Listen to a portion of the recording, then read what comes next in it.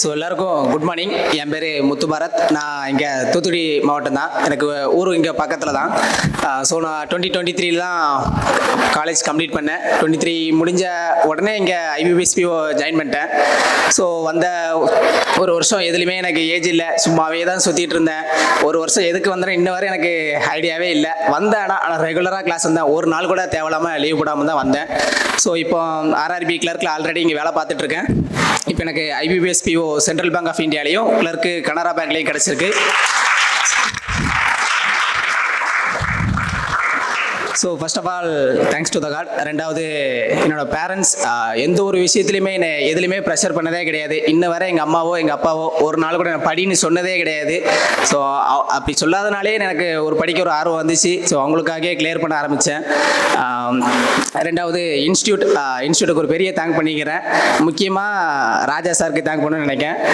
நான் இங்கே ஜாயின் பண்ணுறதுக்கு முன்னாடி என்ன கூட எல்லாருமே ஆஸ்பிரன்ஸ் தான். ஸோ அவங்க எல்லாருமே என்னை ரொம்ப பயன்படுத்தி அனுப்பி விட்டாங்க. ரயில்வே ஆஸ்பிரன்ஸ் எல்லாமே சொன்னாங்க, ராஜா சார்னு ஒரு ஆள் இருக்காங்க, அவங்ககிட்ட படிக்கிறதுக்காகவே நீ காலைல பேட்ச் போ, 6 மணி பேட்ச் போ அப்படிலாம் சொல்லி அனுப்பி விட்டாங்க. நான் அப்போ திங்க் பண்ண அப்போ ரொம்ப ரகடான ஆளாக இருப்பார் போல அப்படின்னு நினச்சி நான் ரொம்ப பயந்துட்டே தான் வந்தேன். ஸோ இங்கே வந்ததும் தெரிஞ்சது இப்படி ஒரு ஜாலியான மனுஷன் இங்கே இருக்காருன்னு. ஸோ அவருக்கு நான் ரொம்ப தேங்க் பண்ணிக்கிறேன். Thank you sir. அடுத்தது என்னோட ஸ்டாஃப்ஸ் எல்லாருக்குமே ரொம்ப தேங்க் பண்ணிக்கிறேன்.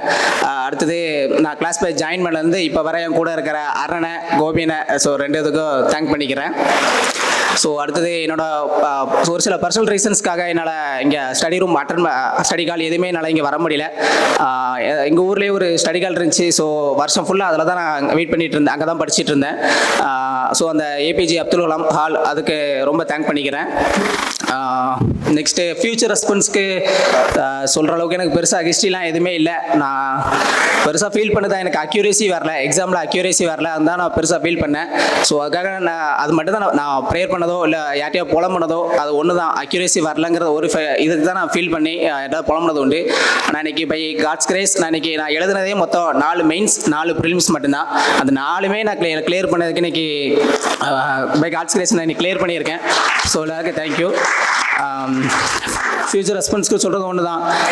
நான் இன்னைக்கு ஒரு வருஷம் எனக்கு டைம் இருக்குது. நான் இன்னைக்கு கொஞ்சம் என்ஜாய் பண்ணலாம். எங்கள் வீட்டிலலாம் PG பண்ணுன்னு சொல்லி ரொம்ப சொன்னாங்க. நான் தான் PG பண்ணல, இதே ரெகுலராக படிக்க அப்படின்னு சொல்லி தான் இங்கே படிக்க ஆரம்பித்தேன். ஸோ ஒருவேளை இன்றைக்கி நான் PG பண்ணியிருந்தாவோ இல்லை வேறு எங்கேயா நான் ஃப்ரெண்ட்ஸ் கூட சுற்றி இருந்தாலோ இன்றைக்கி நான் இங்கே நின்று பேசியிருக்க மாட்டேன். அங்கே ஏதாவது ஒரு வாரமாக நின்று நான் பார்த்துட்டு தான் இருந்திருப்பேன்.